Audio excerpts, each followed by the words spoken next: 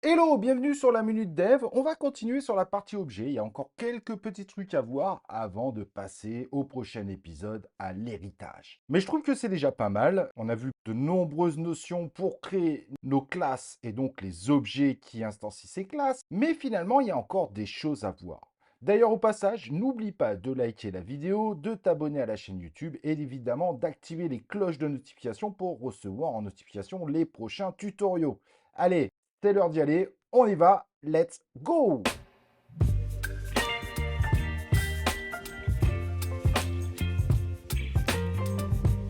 Donc, comme je disais, aujourd'hui, on a quelques petites notions qui pourraient vous intéresser, qui vont un petit peu plus loin dans cette notion d'objet proposée évidemment par le langage Python. Évidemment, ça n'a pas beaucoup de sens de regarder cette vidéo sans avoir vu la précédente sur les objets, voire l'ensemble des vidéos. Et donc, pour ce premier exemple, ce que je vous propose, c'est qu'on peut, si on le désire, mettre le nom du paramètre directement quand on appelle notre classe fruit pour instancier un objet banane. Et comme tu peux voir, on écrit banane égale fruit et entre parenthèses, nom égale banane. Alors, nom égale n'est pas du tout obligatoire, mais certains préfèrent faire comme ça car ça donne plus de visibilité. En mettant le nom du paramètre, ça peut nous aider à savoir concrètement ce qu'on est en train d'envoyer.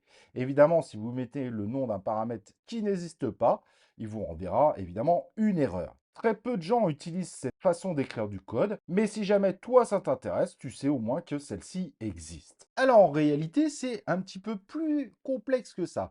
En réalité, quand on passe le nom égale la valeur directement au sein de l'appel, on peut appeler n'importe quel paramètre et dans n'importe quel sens. On a un exemple là, donc on a trois paramètres dans notre classe puis, nom, taille, couleur, et sur l'init, on attend le nom, ensuite la couleur, ensuite la taille. Mais quand on crée notre objet banane, fruit, eh ben, quand on met taille égale petite, on lui indique que pour taille, on lui envoie petite et pour nom, on lui envoie banane. Et finalement, on envoie taille avant le nom, alors que dans les paramètres attendus par init, le nom est avant la taille. Et comme on n'envoie rien pour couleur, et bien finalement, couleur, il met la valeur par défaut, donc noir. Et donc, quand on exécute tout ça, il a bien envoyé petite à taille et banane en tant que nom. Quand on fait afficher banane.taille, donc le paramètre taille de cet objet banane, et ben il nous renvoie bien petite. Donc, c'est une notion assez intéressante. Ça nous permet potentiellement de passer les paramètres dans le sens qu'on désire. Évidemment, si vous ne passez pas un paramètre qui n'a pas de valeur par défaut, vous aurez une erreur. Alors, je ne vais pas aller forcément beaucoup plus loin, mais là, on l'a fait pour la fonction init, qui est un peu particulier parce qu'on passe ça directement dans les paramètres de la classe. Mais finalement, on peut faire exactement la même chose pour les fonctions de la classe.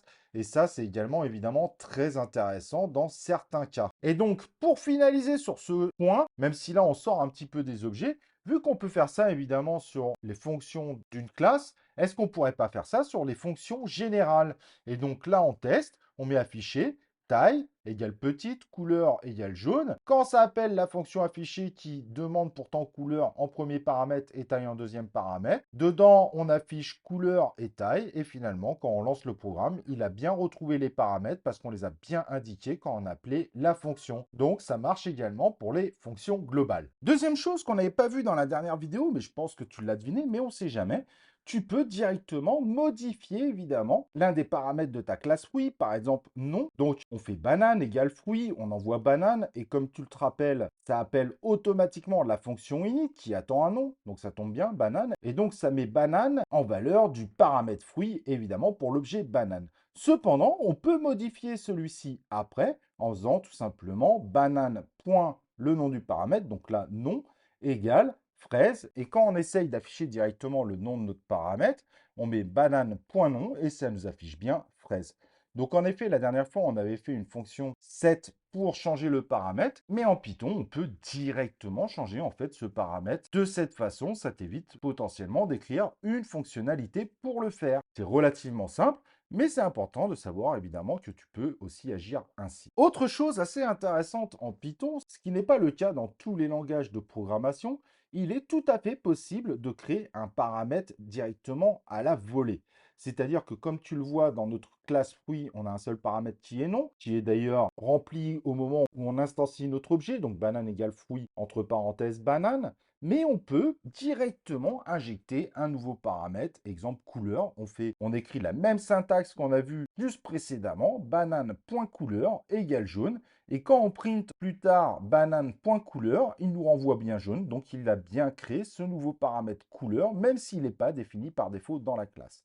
Alors forcément, je ne vous recommande pas forcément d'utiliser cette méthode, car du coup, si jamais ce paramètre couleur était obligatoire dans une des fonctions, cela pourrait rendre la lisibilité très complexe dans le futur. Donc évidemment, ce n'est pas forcément une très bonne méthode en termes de développement, en termes surtout de lisibilité. Mais voilà, vous savez malgré tout que cette façon de faire est tout à fait possible dans le langage Python. Un peu plus complexe maintenant, il y a une particularité. Il est tout à fait possible de créer une méthode qui permettra d'impacter un paramètre sur l'ensemble des objets et pas uniquement sur l'objet sur lequel on est instancié. Et ça, c'est également très intéressant.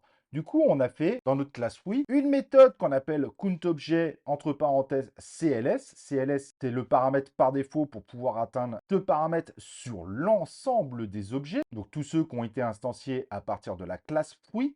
Et on doit mettre par contre une annotation juste au-dessus, classe méthode, de façon à ce que le programme comprenne que c'est une méthode qui va potentiellement modifier l'ensemble des objets et pas uniquement l'objet instancié.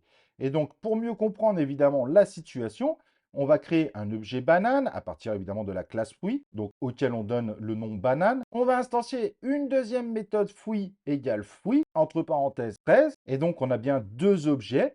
Et si tu regardes dans notre classe, donc dans la fonction init, je te rappelle qu'à chaque fois qu'on fait une instance, on appelle automatiquement cette fonction init, tu constateras que dedans, on appelle countObjet, self.countObjet.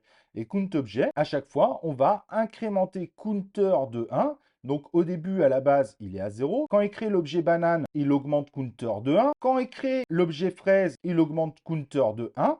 Et derrière, c'est assez intéressant parce que si on affiche banane.counter, on s'aperçoit qu'il a bien incrémenté counter également dans banane et pas uniquement dans fraise. Et c'est pour ça que le résultat retourné est 2. Et comme ce paramètre du coup est devenu global à l'ensemble des objets de la classe oui, il est tout à fait possible également de l'appeler directement par la classe, donc fruit.counter. C'est une façon de faire qui est très spécifique, mais qui peut être très utile. Je vous ai donné d'ailleurs un cas où ça peut être intéressant pour pouvoir compter le nombre d'objets qui ont été instanciés sur cette classe. Il y a encore autre chose dans les objets qui est très particulier. Après, en termes d'utilité, ça reste discutable, mais finalement, vous pouvez faire une méthode qui est statique pour, par exemple, retourner quelque chose. Ici, on a fait def message et on affiche 5 fruits et légumes par jour. Et donc, cette méthode qui est statique ne peut pas faire évoluer des choses. Pour être honnête, cette façon de faire est très peu utilisée. Mais si jamais un jour vous auriez besoin de ça, vous pouvez le faire sans souci. Évidemment, il faudra rajouter sur le coup la notation static méthode. En revanche, du coup, il n'y aura aucun paramètre passé, ni self, ni CLS dans la fonction message. Et donc, quand on exécute ce programme, donc on crée un nouvel objet banane, donc à partir évidemment de la classe fruit. Ensuite, on fait banane.message. Il nous affiche bien 5 fruits et légumes par jour, donc ce qui demande d'afficher dans la fonction message de cette classe fruit. Mais en revanche, on peut également, évidemment, appeler directement cette méthode à partir de la classe elle-même, fruit.message, vu qu'elle est statique, sans souci, et ça nous retournera bien également ce message. C'est pas forcément, comme je le disais, quelque chose de très utile ou de très utilisé, mais le fait de savoir que ça existe, ça peut vous donner des idées dans le futur, dans vos futurs projets. Voilà, je pense qu'on a déjà bien fait le tour avant d'attaquer l'héritage dans un prochain épisode. Mais voilà, je trouvais ça important d'avoir quelques notions supplémentaires sur les objets, ce qui vous permettra dans le futur d'avoir un maximum de possibilités pour faire vos projets le plus proprement possible. Merci d'avoir suivi cette vidéo et j'espère évidemment que ça t'aidera beaucoup dans ton avancée dans le Python. Mais de toute façon, l'aventure est loin d'être terminée, on a encore beaucoup de choses à voir. N'oublie pas évidemment, avant de partir, de liker cette vidéo, de t'inscrire à la chaîne YouTube. Allez, on se retrouve plus tard sur la Minute Dev.